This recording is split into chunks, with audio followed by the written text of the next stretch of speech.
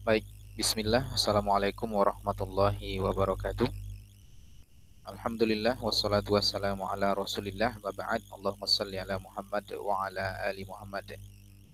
Segala puji milik Allah, salawat dan salam sama-sama kita mohonkan kepada Allah. Semoga senantiasa dicurahkan kepada Nabi kita, Nabi Muhammad sallallahu alaihi wasallam, dengan mengucapkan Allahumma salli ala Muhammad wa ala ali Muhammad. Baik, kawan-kawan mahasiswa semuanya, dalam kelas psikologi abnormal ya. Tadi kita sudah diskusikan ya, kalian sudah berdiskusi di melalui WA group ya tentang OCD ya, Obsessive Compulsive Disorder atau gangguan obsesif kompulsif, dan PTSD ya, Post Traumatic Stress Disorder. Nah, kali ini saya akan mencoba mereview apa yang didiskusikan tadi ya, atau menambahkan beberapa materi mungkin dari apa yang disampaikan dan didiskusikan di kelas tadi. Baik, kita harus kenal dulu ya apa itu OCD ya, membahas lebih jauh. Nah, OCD itu merupakan salah satu gangguan kecemasan di mana pikiran dipenuhi dengan pemikiran yang menetap dan tidak dapat dikendalikan, serta individu terus-menerus mengulang tindakan tertentu menyebabkan distres ya, atau gangguan stres yang signifikan dan mengganggu kefungsian sehari-hari. Artinya, OCD ini salah satu bentuk gangguan yang terjadi dalam bentuk pengulangan kegiatan secara terus-menerus ya, kegiatan tertentu ya, atau perbuatan tertentu ya.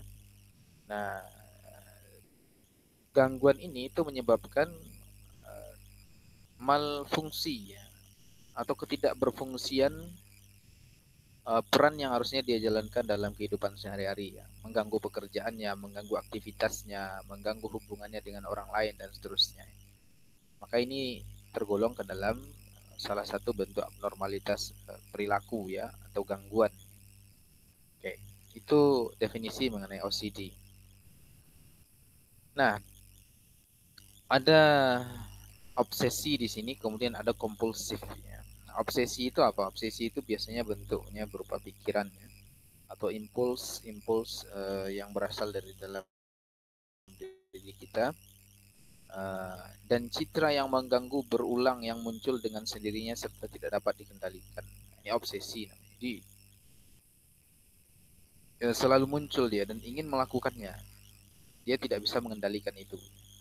Ini namanya obsesi. Ya. Kemudian kompulsif. Kompulsif itu adalah perilaku atau tindakan mental repetitif yang mana seseorang merasa didorong untuk melakukannya dengan tujuan mengurangi ketegangan. Jadi perilaku yang muncul secara berulang-ulang tadi ya, itu diakibatkan oleh adanya dorongan untuk melakukan itu. Ya. Tujuannya apa? Supaya ada pengurangan ketegangan, ya. Supaya berkurang tekanannya, stresornya. Maka dia melakukan itu berulang-ulang. Contoh misalnya OCD, misalnya sering lupa atau sering ragu mengunci pintu. Nah, dia melakukan itu berulang-ulang. Kenapa dia melakukan itu berulang-ulang? Supaya ketegangannya mereda, dan setelah agak mereda maka dia akan meninggalkan aktivitas itu ya. Namun ini terjadi begitu juga besok terjadi. Ketika dia mengunci pintu lagi terjadi lagi ya. Nah, ini bentuk-bentuk OCD itu. Baik. Kemudian bagaimana prevalensinya? Ya. Ternyata OCD ini banyak terjadi pada dibandingkan laki-laki. Kemudian usia, onset gangguan OCD ini tampaknya bimodal ya, yaitu terjadi sebelum usia 10 tahun atau pada akhir remaja atau awal masa dewasa. Ini usia-usia yang rentan terkena OCD.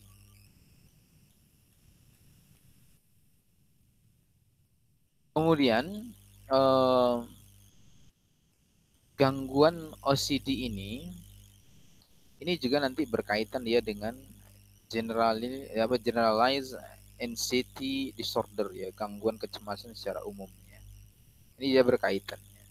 Jadi memang orang-orang yang terkena gangguan OCD ini adalah orang-orang yang memiliki kecemasan. ya, memiliki kecemasan pada dirinya. Nah, di sini ada perbedaan antara OCD dan GAD ya. Oke, walaupun ini saling berkaitan, tapi ada perbedaannya. Kalau OCD itu kekhawatiran mereka sebagai ego alien atau ego distonik, yaitu mereka menganggap pikiran tersebut sebagai sesuatu yang dimasukkan dari luar diri dan sangat tidak masuk akal gitu ya. Makanya dia sampai melakukan berulang-ulang seperti dia nggak mau, tapi ada ketegangan gitu ya. Nah, seolah-olah dia ada bisikan bahwa ini belum selesai, ini nanti begini, was-was gitu ya. Kalau dalam bahasa agamanya. Nah, sementara kalau GAD itu orangnya masih mampu menyusun argumen logis yang masuk akal tentang kekhawatiran mereka. Ya, cuman kecemasannya itu berlebihan. Gitu ya. Oke, iya bedanya. Nah, ini kriteria OCD menurut DSM-4 ya.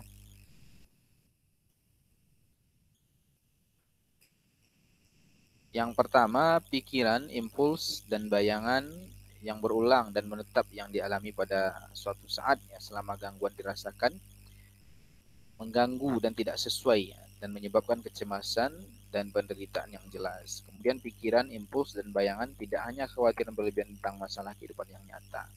Kemudian orangnya berusaha untuk mengabaikan atau menekan pikiran, impuls, atau bayangan tersebut untuk menetralkannya dengan pikiran atau tindakan lain.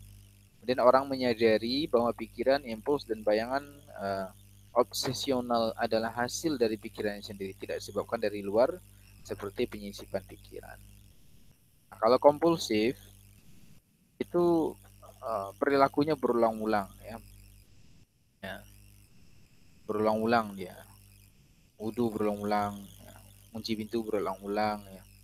Kemudian apalagi nyisir rambut berulang-ulang dan seterusnya, takbir berulang-ulang.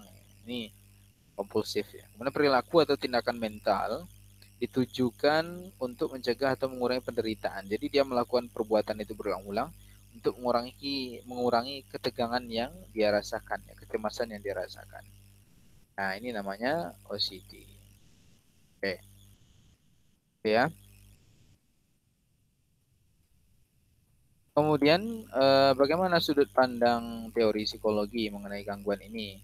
Kalau psikoanalisis itu mengatakan obsesif kompulsif ini disebabkan oleh dorongan instinktual ya, seksual atau agresif yang tidak dapat dikendalikan karena toilet training yang terlalu keras. Jadi misalnya dulu, ini perspektif dari psikoanalisis ya, dulu misalnya waktu kecil itu dia dikerasi untuk cara belajar toilet training gitu ya, pipis yang baik, yang tepat, kemudian buang air yang tepat dan seterusnya, dikerasi, dibentak-bentak misalnya, diancam, sering dimarahi misalnya kalau pipis di celana dan seterusnya gitu.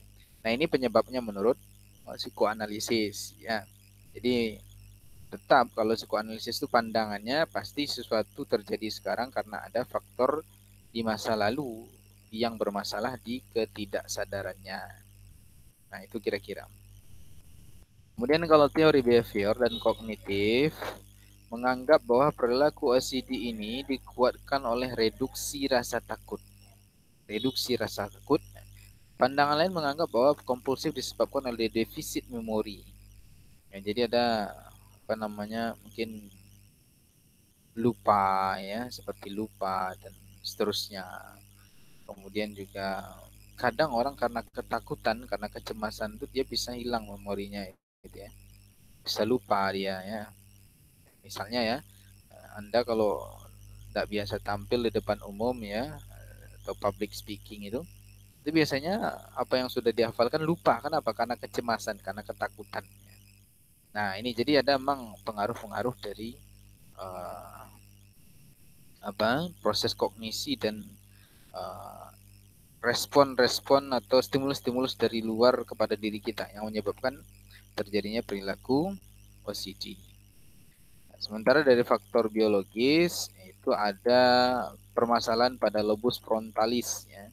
Bagian otak pada pasien OCD itu mencerminkan kekhawatiran yang berlebihan terhadap pikiran mereka sendiri. Kemudian ada ganglia basalis, suatu sistem yang berhubungan dengan pengendalian perilaku motorik yang disebabkan oleh kaitannya dengan kompulsif dan juga hubungan dengan antara OCD. Jadi ada apa? Ada gangguan atau kelainan pada otak ya pada orang-orang yang mengalami ini. Nah, ini gejala-gejala OCD ya. Obsesi itu gejalanya ketakutan akan kontaminasi, ketakutan mengekspresikan impuls seksual dan agresif, ketakutan hipokondrial yang akan berdisfungsi tubuhnya. Kemudian obsesi bisa berupa keraguan yang ekstrim, prokrastinasi, menunda-nunda pekerjaan ya, dan ketidaktegasan. Nah, kompulsif itu banyak mengupayakan kebersihan dan keteraturan. Nah, misalnya menghabiskan waktu berjam-jam sepanjang hari untuk melakukan kegiatan tertentu. Jadi nggak beralih-alih kegiatan itu aja terus. Jemur kain, dicuci lagi, jemur kain, cuci lagi ya. Nah, karena dia ingin bersih gitu ya, ingin rapi gitu ya. Ini kompulsif. Kemudian menghindari objek tertentu dia. Nah, misalnya menghindari segala sesuatu yang berwarna coklat misalnya kan, atau yang lain misalnya. Kemudian melakukan praktik-praktik repetitif, magis dan protektif ya, seperti menghitung, mengucap angka tertentu, menyentuh semacam jimat ya. Jadi orang-orang ini karena saking cemasnya itu mereka punya satu apa namanya trik mungkin untuk mengurangi kecemasan itu dengan memakai jimat misalnya atau dengan mengucapkan kata-kata tertentu atau dengan menghitung dan seterusnya dan ini sesuatu yang abnormal sebetulnya ya. Oke. Kemudian mengecek sebanyak 7 atau 8 kali untuk memastikan bahwa tindakan yang dilakukan benar-benar sudah dilakukan. Nah, ini yang tadi nutup jendela berulang-ulang, nutup kunci pintu berulang-ulang, kunci motor dan seterusnya gitu berulang-ulang dan melakukan suatu tindakan tertentu. Misalnya eh, makan tuh lambat ya. Kalau ngapa-ngapain tuh lambat ragu ya, kan ada keraguan-raguan gitu ya. Nah, terapinya bisa dengan terapi psikoanalisis, ya, berarti memulihkan pengalaman masa lalu. Bisa dengan behavioral, ya. Behavioral berarti nanti bisa dengan CBT juga ya, dengan perbaikan perilaku dan kognitifnya, ya. Ya, kemudian bisa dengan rasional emotif, ya. Kemudian ada juga penanganan biologis dengan obat-obatan. Nah, ini bisa kita lakukan untuk kasus gangguan OCD. Oke, contoh-contoh kasusnya banyak ya. Oke, nanti silakan dibaca dan terus dilihat. Nah, kemudian PTSD ya. Nah, PTSD ini sudah kita bahas sebetulnya dalam mata kuliah apa namanya kesehatan mental masyarakat dulu ya. Ini banyak kita bahas ya. Post traumatic stress disorder. Jadi stres pasca trauma ya.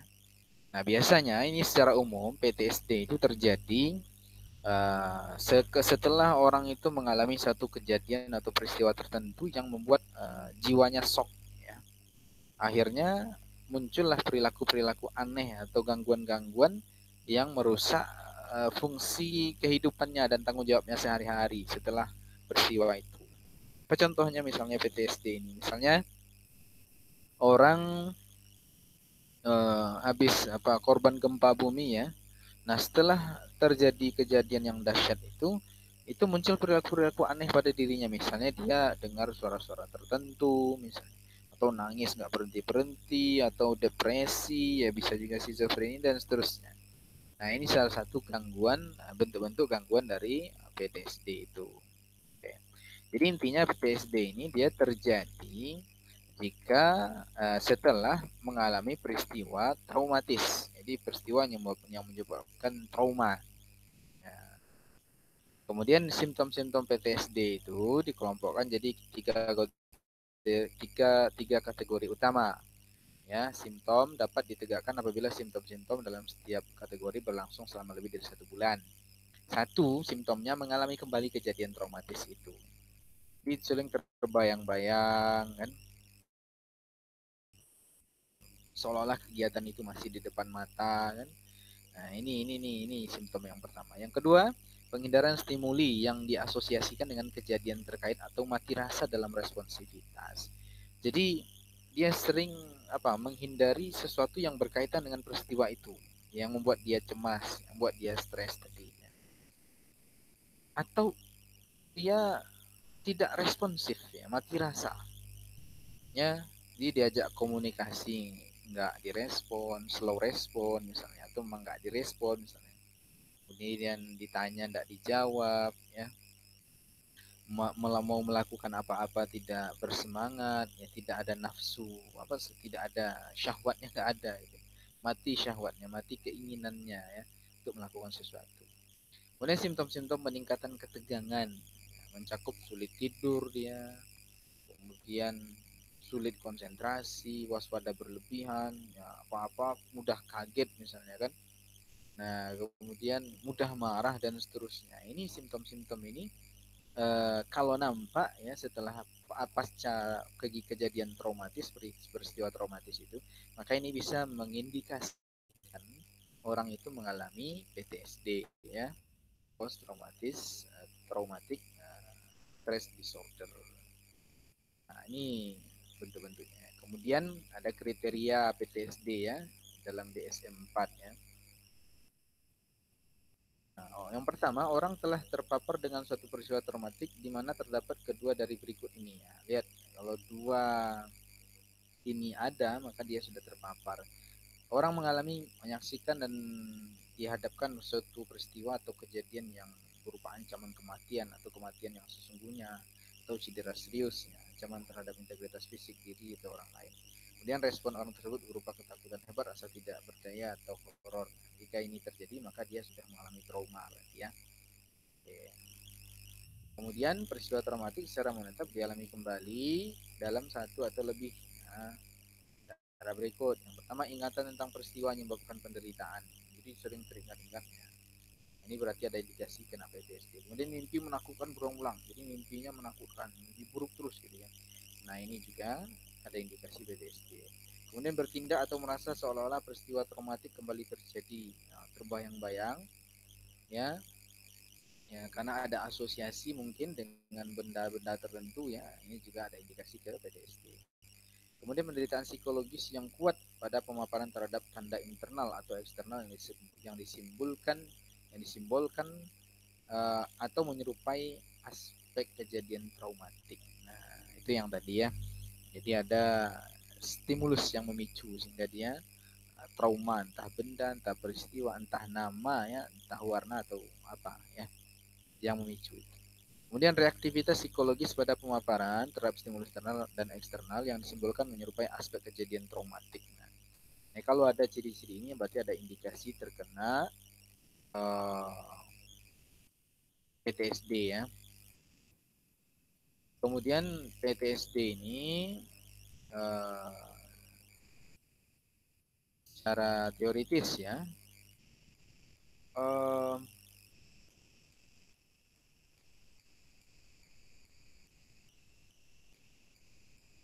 penelitian dan teori mengenai penyebab PTSD itu berfokus pada faktor-faktor terhadap gangguan tersebut dan juga faktor-faktor psikologis dan biologis. Di antaranya, nah, ini secara dari hasil penelitian ditemukan yang pertama faktor-faktor risiko ya. Prediktor PTSD mencakup ancaman yang dirasakan terhadap nyawa, berjenis kelamin perempuan, pemisah dari orang tua di masa kecil, riwayat gangguan dalam keluarga, berbagai pengalaman traumatis sebelumnya dan gangguan yang dialami sebelumnya ya. Simptom-simptom disosiatif termasuk depersonalisasi ya, derealisasi, amnesia dan seterusnya. Memiliki intelijensi tinggi tampaknya menjadi faktor proyektif karena diasosiasikan dengan keterampilan coping individu. Secara umum, menghadapi trauma dengan mencoba menghindari untuk berpikir tentang hal itu dikaitkan dengan terjadinya PTSD. Ini faktor-faktor risiko ya. Teori psikologis ya. Oke. Nah, jadi secara teoritis ya, ada asumsi dari para tokoh bahwa PTSD itu terjadi karena pengkondisian klasik terhadap rasa takut. Jadi apa namanya ya? Pengkondisian klasik itu dia dipicu ya, PTSD itu atau ketakutan itu dipicu karena ada stimulus yang mengingatkannya. Nah, ini namanya pengkondisian klasik. Secara teoritis itu dalam teori behavioristik. Kemudian secara biologis ya berarti ada nanti apa namanya trauma ya yang menyebabkan misalnya ada gangguan pada fungsi biologis atau fisiologisnya ya, dan seterusnya itu yang menyebabkan misalnya ada gangguan-gangguan ya yang sifatnya fisiologis biologis ya, trauma biologis. Nah, ini memicu PTSD ya. Kemudian penanganannya bagaimana ya? Gitu. Secara umum ya PTSD ini bisa ditangani dengan banyak apa? Dengan banyak cara, banyak terapi ya. Jadi ini tergantung jenis dari kliennya nanti. Kalau anak-anak nanti ada misalnya dengan terapi bermain atau play terapi atau game terapi ya. Pada orang dewasa juga bisa dilakukan. Kemudian bisa juga dengan konseling kelompok, konseling individual. Nah, kemudian bisa juga dengan apa namanya eh, model-model terapi yang lain misalnya safe dan seterusnya ya. Oke. Jadi self healing ya, penyembuhan diri ya. Jadi banyak terapi yang bisa kita gunakan nanti penggunaannya ini tergantung dari jenis gangguannya. Kemudian siapa subjeknya. Oke. Nah, ini kesimpulan dari saya atau review dari saya. Silakan disimak ya. Nah, semoga bermanfaat. Sampai jumpa di perkuliahan berikutnya ya. Insya Allah nanti kita akan diskusikan lebih lanjut dalam kuliah-kuliah berikutnya. Terima kasih. Saya mohon maaf. Wabillahi taufik. Subhanakallahumma bihamdika asyhadu an la ilaha illa anta astaghfiruka wa atubu ilaik. Wassalamualaikum warahmatullahi wabarakatuh.